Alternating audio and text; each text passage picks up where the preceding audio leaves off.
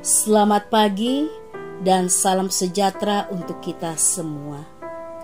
Saya kembali menyapa Bapak, Ibu, saudara-saudari di mana saja kita berada. Pada hari ini, mari kita siapkan hati dan pikiran kita untuk kita bersama memasuki hadirat Tuhan. Sebelumnya, mari kita minta pertolongan Tuhan. Dan mari kita berdoa. Segala puji, hormat, dan kemuliaan kami naikkan ke hadirat-Mu Bapa di surga.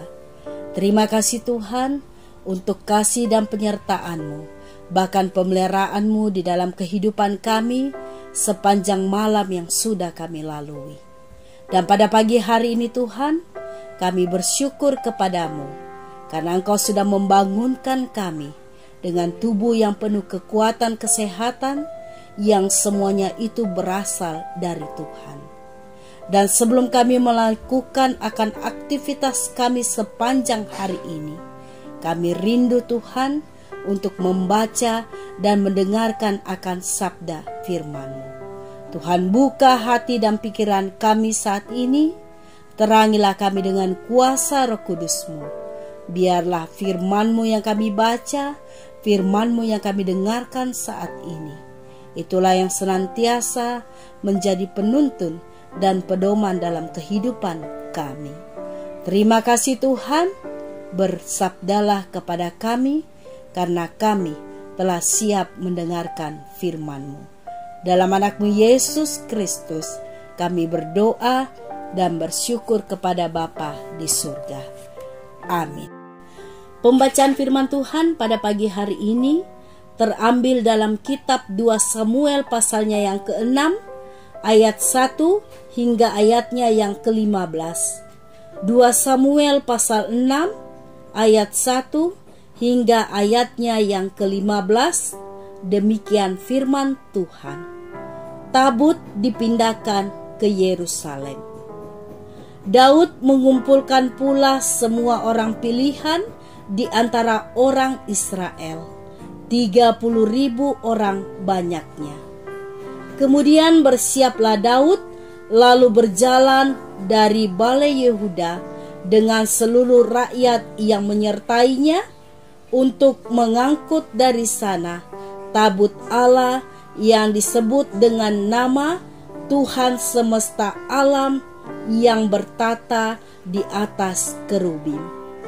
Mereka menaikkan tabut Allah itu ke dalam kereta yang baru setelah mengangkatnya dari rumah Abinadab yang di atas bukit. Lalu Uza dan Ayo, anak-anak Abinadab, mengantarkan kereta itu. Uza berjalan di samping tabut Allah itu, sedang Ayo berjalan di depan tabut itu. Daud dan seluruh kaum Israel menari-nari di hadapan Tuhan dengan sekuat tenaga, diiringi nyanyian, kecapi, gambus, rebana, kelentang, dan ceracap. Ketika mereka sampai ke tempat pengirikan Nahon, maka Uza mengulurkan tangannya kepada tabut Allah itu, lalu memegangnya karena lembu-lembu itu tergelincir. Maka bangkitlah murka Tuhan terhadap Uza, lalu Allah membunuh dia di sana karena keteledorannya itu. Ia mati di sana dekat tabut Allah itu. Daud menjadi marah karena Tuhan telah menyambar Uza demikian hebatnya. Maka tempat itu disebut orang Feres Uza sampai sekarang. Pada waktu itu Daud menjadi takut kepada Tuhan, lalu katanya, "Bagaimana tabut Tuhan itu dapat sampai kepadaku?" Sebab itu Daud tidak mau memindahkan tabut Tuhan ke tempatnya ke kota Daud, tetapi Daud menyimpang dan membawanya ke rumah Obed Edom, orang Gad itu. 3 bulan lamanya tabut Tuhan itu tinggal di rumah Obed Edom, orang Gad itu. Dan Tuhan memberkati Obed-Edom dan seisi rumahnya. Diberitahukanlah kepada Raja Daud demikian: Tuhan memberkati seisi rumah Obed-Edom dan segala yang ada padanya, oleh karena tabut Allah itu. Lalu Daud pergi mengangkut tabut Allah itu dari rumah Obed-Edom ke kota Daud dengan sukacita. Apabila pengangkat tabut Tuhan itu melangkah maju 6 langkah, maka ia mengorbankan seekor lembu dan seekor anak lembu gemukan.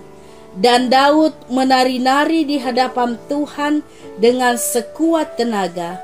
Ia berbaju efod dari kain lenan. Daud dan seluruh orang Israel mengangkut tabut Tuhan itu dengan diiringi sorak dan bunyi sangkakala. Demikianlah pembacaan firman Tuhan pada pagi hari ini. Yang dikatakan berbahagia adalah kita yang mendengarkan firman Tuhan serta melakukannya dalam hidup kita hari lepas hari. Amin.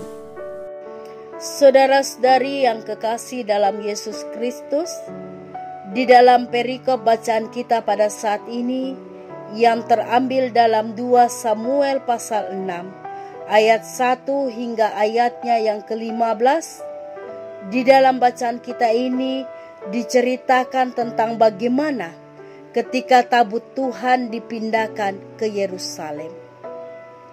Ketika Daud mengumpulkan semua orang pilihan di antara orang Israel sebanyak 30.000 orang, maka bersiaplah Daud berjalan dari balai Yehuda dengan seluruh rakyatnya.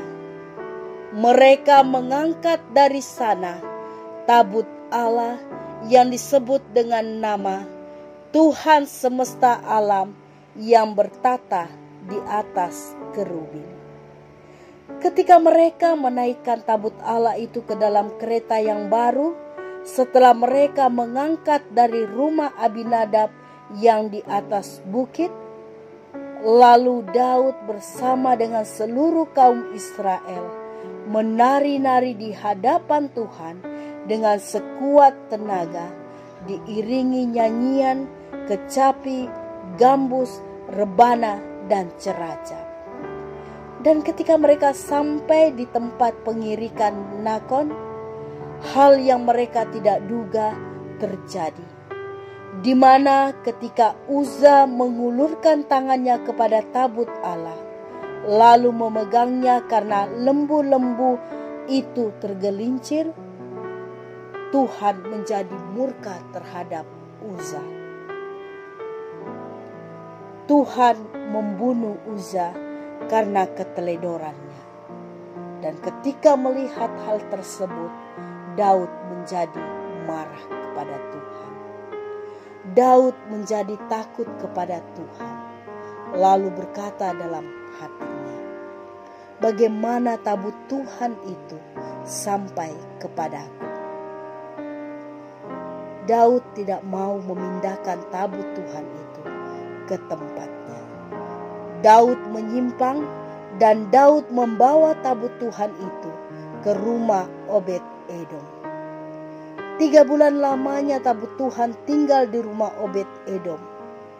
Tuhan memberkati Obed-Edom dan seisi rumahnya. Kemudian diberitahukanlah kepada Raja Daud bahwa Tuhan memberkati seisi rumah Obed-Edom dan segala yang ada padanya oleh karena tabut Tuhan. Ketika mendengar hal tersebut, Daud langsung pergi mengangkut tabut Tuhan itu dari rumah Obed-Edom ke kota Daud dengan penuh sukacita. Saat itu Daud menari-nari di hadapan Tuhan dengan sekuat tenaga. Ia berbaju efod dari kain lenan. Daud dan seluruh orang Israel membawa tabut Tuhan itu dengan penuh sorak-sorai dan bunyi sangkakala. Daud sadar ketika tabut Allah itu berada di tangan musuh, orang Israel seringkali mengalami kekalahan demi kekalahan. Namun setelah tabut perjanjian itu kembali ke tangan orang Israel, terjadilah pemulihan yang luar biasa. Daud tahu bahwa tabut Tuhan, tabut perjanjian adalah merupakan bukti lambang kehadiran Tuhan. Sehingga ketika tabut tersebut sudah kembali, Daud bersukacita kepada Tuhan. Daud menunjukkan teladannya sebagai seorang pemimpin yang mengutamakan Tuhan. Sikap Raja Daud yang demikian itu menunjukkan tentang bagaimana kesungguhan hatinya untuk menghormati Tuhan. Pertanyaannya sekarang adalah, bagaimana dengan kita? Dalam hidup ini, hendaknya kita sadar bahwa kehadiran penyertaan Tuhan adalah segala-galanya bagi Daud dan juga bagi kita. Di dalam hidup ini, marilah kita bersama merenungkan bahwa kalau bukan Tuhan yang menyertai, mampukah kita menjalani kehidupan sampai sekarang ini? Kalau bukan Tuhan yang menolong, sanggupkah kita bertahan di tengah badai permasalahan kehidupan yang silih berganti? Tanpa kehadiran Tuhan, maka apapun yang kita lakukan, termasuk ibadah dan pelayanan, tidak akan ada artinya. Karena itu, jagalah kekudusan kita di hadapan Tuhan. Janganlah kita berhenti bersyukur kepada Tuhan dengan sepenuh hati untuk setiap kasih dan penyertaan Tuhan di dalam kehidupan kita setiap hari. Kiranya Roh Kudus senantiasa memampukan kita semua. Biarlah dalam kehidupan kita senantiasa selalu bersyukur kepada Tuhan, bahwa Tuhan itu sungguh baik. Tuhan selalu menyertai kita, dan Tuhan selalu ada di setiap langkah hidup kita. Marilah kita dekat dengan Tuhan melalui hadirat-Nya. Marilah kita memberikan hidup kita dengan sungguh di hadapan Tuhan. Karena Tuhan menginginkan agar kita senantiasa dekat di hadirat-Nya. Tuhan Yesus memberkati kita semua. Amin. Mari kita satu dalam doa syukur. Bapa kami yang di surga, kami bersyukur kepadamu Tuhan, bahwa oleh kasih dan kemurahan kami sudah dilayakkan untuk membaca dan mendengarkan sabda firman-Mu. Biarlah melalui firman-Mu saat ini Tuhan, kami senantiasa diingatkan bahwa di dalam kehidupan kami diajak untuk senantiasa dekat di hadirat-Mu. Kami diajak untuk senantiasa menyerahkan seluruh hidup kami hanya ke dalam tangan-Mu. Terima kasih Tuhan, biarlah firman-Mu ini senantiasa menjadi pelita dalam kehidupan kami dan terang bagi setiap langkah kaki kami. Bapa di surga, saat ini Tuhan, kami berdoa bagi orang tua kami, saudara kami, anak-anak kami yang saat ini sedang bergumul dalam keadaan sakit. Tuhan jamah mereka semua. Tuhan angkat sakit penyakit yang mereka derita, baik yang dirawat di rumah, yang sedang berobat jalan, maupun yang dirawat di rumah sakit. Tuhan memberikan kesembuhan yang sempurna yang berasal dari-Mu. Karena kami yakin dan percaya Tuhan, bahwa oleh bilur-bilur-Mu mereka semua akan kembali pulih, kuat dan sehat. Oleh karena Tuhan yang senantiasa menyertai dan memberkati akan kehidupan mereka. Tuhan berkati setiap makanan, minuman, bahkan obat-obatan yang mereka makan. Biarlah melalui itu semua Tuhan, mereka dapat memperoleh kesembuhan yang berasal daripadamu. Terima kasih Tuhan. Kami juga berdoa bagi saudara-saudari kami yang bersuka cita karena pertambahan umur yang mereka terima dalam kehidupan mereka. Biarlah dengan bertambahnya usia tersebut Tuhan, mereka semakin hidup takut akan Tuhan dan mereka semakin dekat dengan Tuhan di dalam kehidupan mereka setiap hari. Bapa di surga, kami berdoa bagi kehidupan anak-anak kami yang masih duduk di dalam bangku pendidikan. Tuhan berikan kekuatan, kesehatan, hikmat bahkan kepintaran. Biarlah anak-anak kekasih kami ini senantiasa dapat mengikuti pelajaran yang diberikan oleh guru mereka. Dan mereka juga dapat meraih nilai yang terbaik oleh karena Tuhan yang memberkati. Berkati juga anak-anak kami yang sedang mencari pekerjaan.